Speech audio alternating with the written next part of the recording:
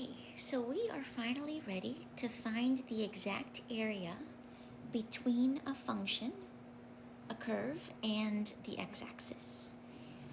We've done a lot of build up to this point, and I just want to remind you where we were a few videos ago. We wrote out the Riemann sum to estimate the area between this parabola and the x-axis on the interval from 0 to 4. So this was 2 videos ago. We said, all right, we're going to subdivide, right? To create a Riemann sum, we need to decompose the interval. So we're going to have n sub-intervals. Oops, there's too many intervals here. Sub-intervals. So that the width, and I'm going to use equal width rectangles to first estimate the area under the curve. And the width of each of these, well, the length of my interval is 4. If I divide that into n subintervals, each width will be 4 over n. So if we look at the x-axis, we already did this work earlier, but I'm just going to remind you, we have the x-axis here from 0 to 4. And we said, all right, I don't know what n is, but I know that this tick mark is going to be 4 over n. That will be its value, because this thickness, delta x, or width, is 4 over n. This tick mark, the next one, will be 8 over n when we add another 4 over n to 4 over n, and so on. 12 over n. And we keep doing this. Since I don't know what n is, I really can't fill everything out, but I know that 4 can be written as 4n over n. And we wrote out the Riemann sum. So I'm using the right endpoint of each subinterval to find the height. So this will be my input into my function to get the height of each rectangle. And so our Riemann sum becomes, so if I think, for example, here's 4 over n, then I'm using the function value at 4 over n to get the height of my first rectangle. So this height is f of 4 over n. And so to create the Riemann sum, we first start with the area of the first rectangle. Well, the width of that rectangle will be 4 over n, and the height will be the function value at 4 over n. For the second one, the width will be 4 over n, and the height will be the function value now at 8 over n. That's where we're going to get our height for the second rectangle if we're using the right endpoint of each subinterval. And the next one will be 4 over n times f of 12 over n, and so on until we get to the right endpoint of our last interval, and the area of that rectangle will be 4 over n times f of 4n over n.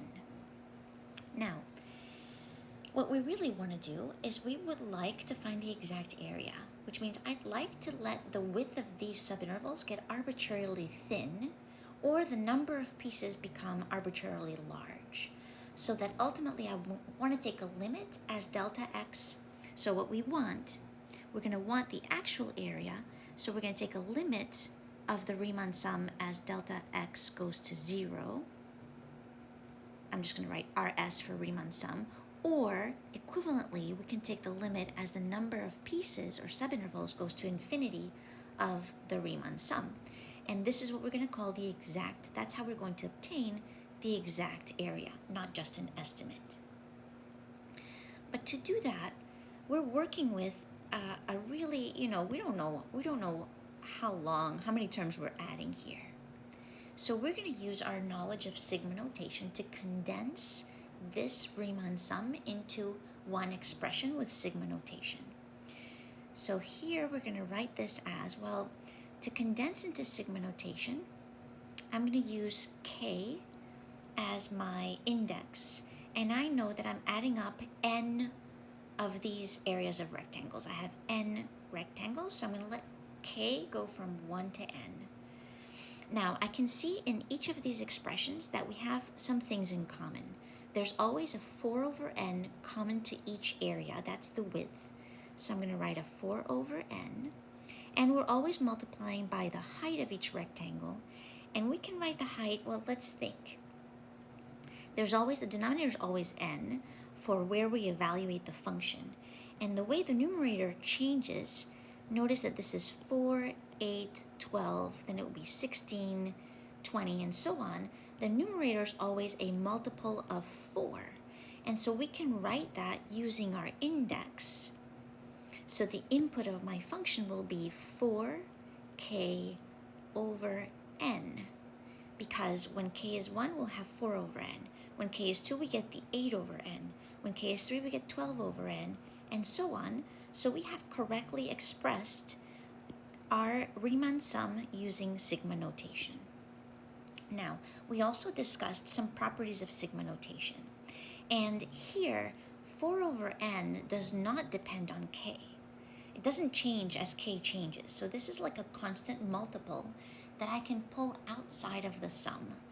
So I'm going to rewrite this summation as 4 over n times the sum from k equals 1 to n of the height, which will be the function evaluated at 4k over n. Now, let's recall that our function, f of x, was 4x minus x squared. That was the function we were working with. And in order to get the height of each rectangle, we're going to need our function equation. So I'm going to keep working on this Riemann sum that's been condensed, and I have a 4 over n on the outside that we factored. Then we have our index goes from k equals 1 to n, because I'm adding the sum of n areas of rectangles. And now I need to evaluate our function. Our function takes 4, multiplies the input by 4, and then subtracts the input squared. So this inside my sigma will have 4 times the input, which is 4k over n, minus the input, which is 4k over n, and that gets squared. So I've replaced x. Here, x equals 4k over n, and replaced x in our expression for the function with 4k over n. And now I'm really just going to use the properties that we developed of sigma notation. First, I'm going to split this up into 2 separate sigmas using our difference rule. So I'm going to write 4 over n on the outside, and I'm going to use brackets here and split this up into 2 separate sigmas. So we have the sum from k equals 1 to n of 4 times 4k over n minus the sum k equal 1 to n of 4k over n that's getting squared. And the next thing I'm going to do is I'm going to work with each of these individual sigmas and try to apply some properties within each one. So here we have a 4 over n. And the first sum, notice that, let's see, we can just multiply that out if we want, and we could even factor, but I'm going to go ahead and write it like this. I'm going to write 16k over n, because I can distribute the 4 and write it as 4 is in the numerator. 4 times 4k is 16k. And for my second sigma, we have k equals 1 to n. I'm going to square everything because the entire expression 4k over n is getting squared. So that's going to give me 16k squared over n squared. Okay, let's continue applying some of our properties. In my first summation, we can actually factor 16 and we can factor n, because n is a constant that does not depend on the index changing. So I'm going to pull out a 16 over n, and then this just gives me the sum from k equals 1 to n of k, which means this is the sum of the first n integers. And I'm going to pull out again in my second sigma anything that does not depend on k. So I can pull out a 16 over n squared, and I'm left with the sum of the first n squared integers. Okay, we're getting somewhere here, because remember, I would like to take a limit as n goes to infinity, as n gets arbitrarily large. I can't take a limit here or here because I have some k's involved and I'm just not sure what that's going to look like. But if we can write this sum of the first n integers and this sum of the first squared n integers using expressions that only depend on n, then we're going to be able to take a limit. So my goal here is to write this Riemann sum convert it to an expression that only depends on n, so I can take a limit as n gets arbitrarily large. But we can use a few things that we know.